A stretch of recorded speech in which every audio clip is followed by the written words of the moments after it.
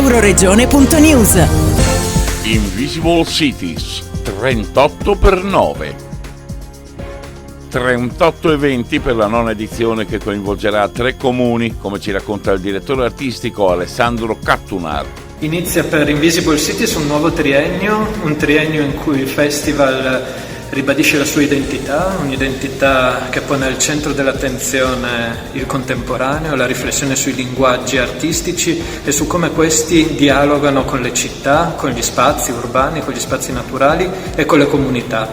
Invisible Cities è un festival effettivamente di ricerca, ma è al contempo un festival popolare, è un festival che propone spettacoli di danza, di teatro, esperienze itineranti, attività che sono a cavallo fra il ludico e il teatrale, e lo fa con l'intento di coinvolgere un pubblico ampio, un pubblico che va dai più giovani fino ai più anziani, e lo fa ponendo al centro il nostro tempo, la riflessione sul nostro tempo e su come poterlo raccontare, su come raccontarlo attraverso una commistione fra i linguaggi, e quindi il festival mette a dialogo teatranti, danzatori, esperti in nuove tecnologie, persone che stanno lavorando sui nuovi linguaggi e sulle loro potenzialità espressive.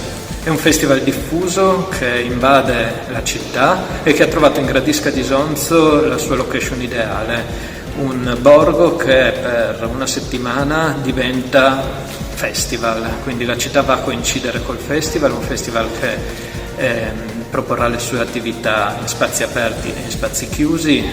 Quest'anno per la prima volta entrerà anche all'interno delle mura del castello proponendo delle performance di musica e teatrali.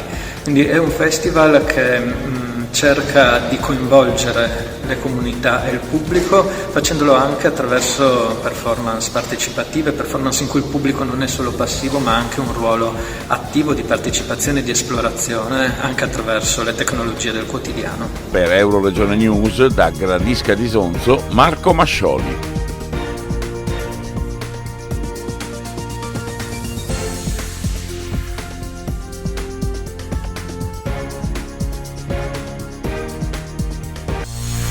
Euroregione.news.